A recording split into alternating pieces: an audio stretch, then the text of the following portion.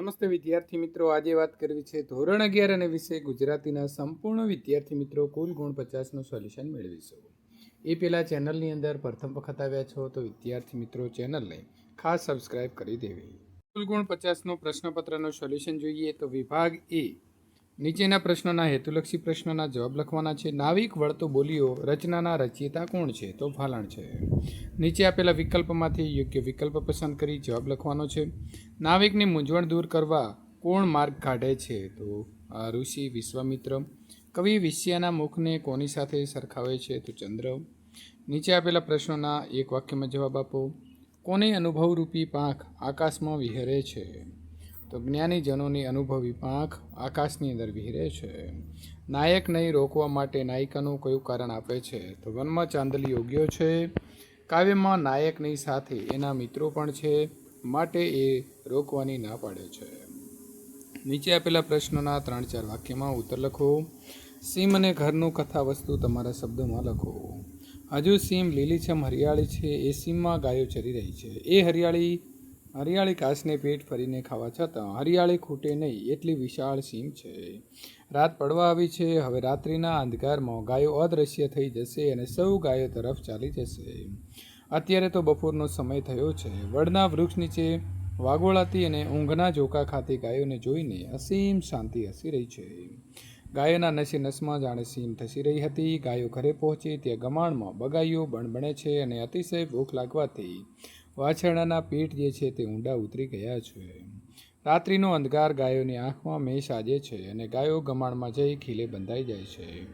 એવામાં ભૂખ્યા વાછરડા ધાવવા માટે ગાયના આંચળમાં મુખ નાખે છે. ત્યાં તો વાછરડા એમના મુખમાં આખી સીમમાં રેલાતી અમૃતમય સત્વ એટલે કે હીરનો આસ્વાદ માણે છે.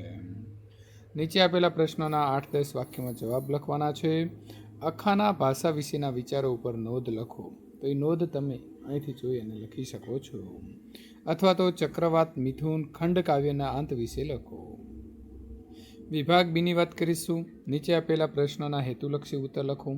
પોસ્ટ માસ્ટર શા માટે ચિંતામાં રાત્રિ ગાળવાના હતા? તો હજુ તેમની દીકરીના સમાચાર આવ્યા ન હતા. નીચે આપેલા વિકલ્પમાંથી યોગ્ય વિકલ્પ પસંદ કરો. યમુના અસ્થિ લઈને લેખક ક્યાં જવાના હતા? તો સાચો જવાબ આવશે સી, કે અમુના અસ્થિ લઈને ચાણોદ જવાના હતા. લેખકને મન લલિતા કેવી સ્ત્રી હતી? તો સંપૂર્ણ સમાજવાળી સ્ત્રી હતી. નીચે આપેલા પ્રશ્નોના એક વાક્યમાં જવાબ લખવાના છે. જમકુએ માતાજીને શા માટે નાળિયેર માન્યું હતું? તો આ જવાબમાં જમકુ કાઠી બાઠી એટલે કે ચોર લોકોને ગણે છે અને એની મહેનતના પૈસા ન લઈ જાય એટલા માટે માતાજીને પ્રાર્થના કરે છે. પ્રશ્ન નંબર 5. કોઈ માણસ નશો કરતો હશે એમાં શેના પરથી કહી શકાય? તો મુખ બહાર કાઢતા જેની જીભ સ્થિર રહી ન શકે એ માણસ નશો કરતો હશે એમ કહી શકાય. પોસ્ટ ઓફિસના કર્મચારીઓ અલી ડોસાની હાંસી શા રીતે ઉડાવતા હતા? તો મરિયમના કાગળની રાહ જોતો અલી ડોસો વહેલી સવારે પોસ્ટ ઓફિસે પહોંચી જવાનો રોજનો ક્રમ બની ગયો હતો. પરંતુ કાગળ આવતો નહીં, છતાં નિરાશા ખંખીરીને તે બીજા દિવસે હાજર થઈ જતો. આ જોઈને કર્મચારી તેને પાગલ ગણી તેની હાંસી ઉડાવતા. ક્યારેક મસ્કરીમાં અલી ડોસાનું નામ બોલીને પણ તેને કાગળ માટે ટળવળતા. આ રીતે અલી ડોસાની હાંસી ઉડાવવામાં તેમને મજા આવતી. નીચે આપેલા પ્રશ્નોના 8-10 વાક્યની અંદર તમારે જવાબ લખવાનો છે. જીભ વિશે લેખકના વિચારો તમારે તમારા શબ્દોમાં લખવાના રહેશે. તો વિદ્યાર્થી મિત્રો, આપણે આપણી ભાષાની અંદર એટલે કે તમને ગમતી રીતે તમારે સંપૂર્ણ જીભ વિશે લખવાનું રહેશે. અથવા તો સ્ત્રીના વેશને યથાર્થે ભજવવા માટે જયશંકર કેવા પ્રયત્નો કરતા હતા તેની વાત કરીશું. વિભાગ સી. નીચે આપેલા સમાનાર્થી શબ્દ સામસામેનીથી શોધીને લખવાના છે. તો પહેલો આપણને અહીં આપ્યો છે પરીક્ષા. તો પરીક્ષા એટલે કસોટી અથવા તાવણી. તસવીર, છબી અથવા ચિત્ર. સ્મૃતિ, યાદ અથવા તો સંભારણ. નીચે આપેલા રેખાંકિત શબ્દના સ્થાને વિરુદ્ધાર્થી શબ્દ લખી વાક્યનો અર્થ બદલાય નહીં તે રીતે ફરીથી લખો. અમુ કુકા રમવામાં એકો. તો અમુ જે છે એનો આપણે અર્થ ન બદલાય એ રીતે આપણે લખવો હોય તો અમુ કુકા રમવાની અંદર ગફલત કરતી નહીં અથવા તો તેને બધું જ જે છે આવડતું. તમારી વાત કદાચ ખોટી નહીં હોય તો તમારી વાત સાચી હશે. રાજા અશોક જય પામ્યો છે.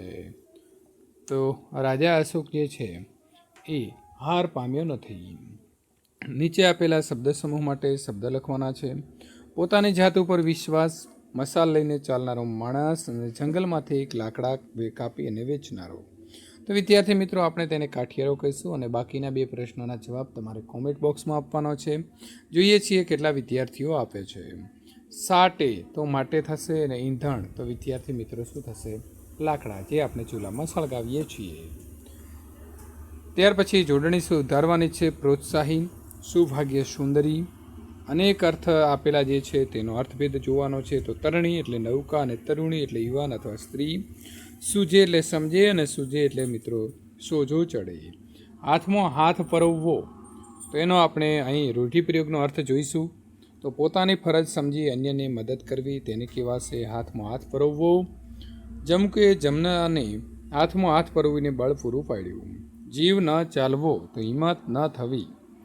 શ્રીધરના મૃત્યુના સમાચાર એની માને આપતા કોઈનો જીવ ન ચાલ્યો. નીચે આપેલા પ્રશ્નોના કૌંસમાં દર્શાવેલા સૂચના મુજબ ઉત્તર લખો.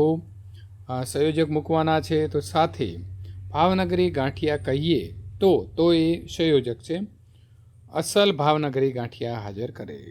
જીન નાચ્યા કરે છે. વિભક્તિનો પ્રકાર તો જીન એ પ્રથમ વિભક્તિ, શૂન્ય પ્રત્યય છે. મારા હાથથી કપ રકાબી મૂક, તો પ્રત્યયમાં સુધારો કરવાનો છે. તો મારા હાથમાં કપ રકાબી જે છે તે મૂક.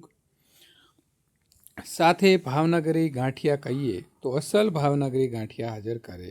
સંયોજક શોધો, તો જો અને તો આવશે. વિભાગ ડી નીચેનું કાવ્ય છે તેને વાંચી લેવાનું છે અને તેના આધારે આપેલા પ્રશ્નોના જવાબ લખીશું. તો વિદ્યાર્થી મિત્રો, અહીં સરસ મજાનું સુંદરમનું કાવ્ય આપેલું છે, તેનો અભ્યાસ કરી અને પ્રશ્ન જોઈએ. ધૂળમાં પડેલું ફૂલને કવિ શું પૂછે છે? તો ધૂળમાં પડેલા ફૂલને કવિ પોતાને લઈ લેવા કહે છે અને પૂછે છે કે મને શું ના લેશો? ફૂલ ઉપરાંત બીજા કયા કયા પદાર્થો કવિ સાથે લઈ જવા વિનવે છે?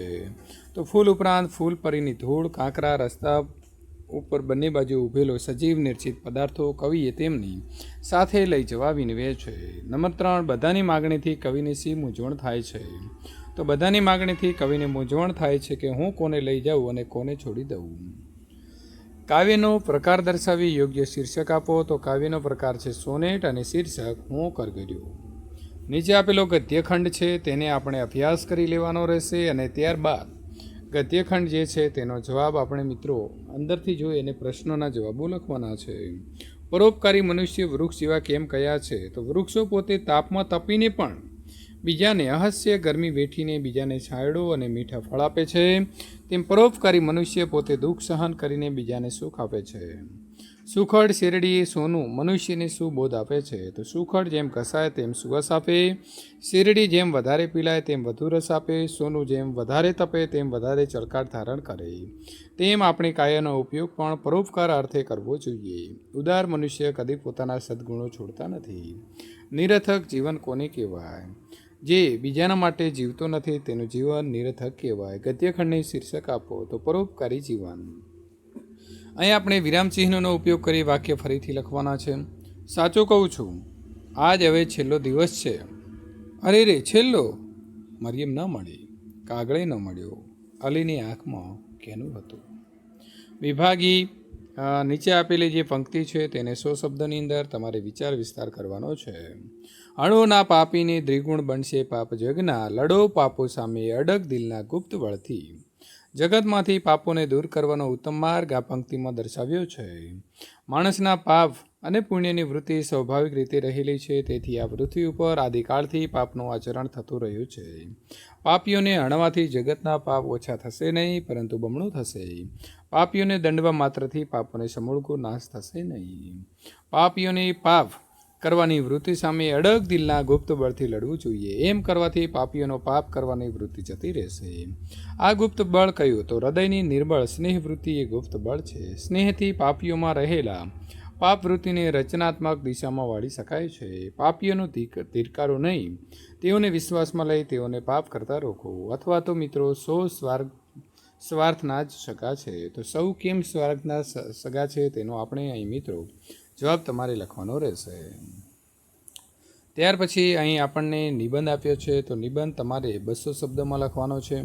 હોળી ધૂળેટી રંગીલો ફાગણ મહિનો આવ્યો રે, તો સંપૂર્ણ મુદ્દા પ્રમાણે આપણે તેનો જવાબ એ અહીંથી જોઈને તમે લખી શકો છો. હોળી છે તેનો આપણે અહીં એક તેના જે મહત્ત્વ છે તેના વિશે મુદ્દાને આધાર રાખીને લખ્યું છે. સમાજમાં કન્યા કેળવણીનું મહત્ત્વ, તો કન્યા કેળવણીનું શું મહત્ત્વ છે તે મહત્ત્વ પણ વિદ્યાર્થી મિત્રો તમે અહીંથી જોઈ અને સરસ મજાનો નિબંધ 200 શબ્દનો જે છે તે બનાવી શકો છો. તો આ પ્રકારે આપણે સમાજની અંદર સ્ત્રીની અંદર શિક્ષણ આવવાથી શું ફાયદો થશે તેની વાત કરી છે. શ્રમનો ગૌરવ, તો શ્રમ દરેકે કરવો જોઈએ અને શ્રમ કરવાથી જ આપણે જે છે તે આગળ આવી શકીએ છીએ. તો તેની વાત વિદ્યાર્થી મિત્રો તમારે 200 શબ્દની અંદર કરવાની રહેશે. વિદ્યાર્થી મિત્રો આ પ્રકારે સંપૂર્ણ જે છે તે આપણે સોલ્યુશન મેળવીશું. જો તમે પણ આ પ્રકારે સોલ્યુશન મેળવવા માગો છો તો ચેનલને ખાસ સબસ્ક્રાઈબ કરી દેવી.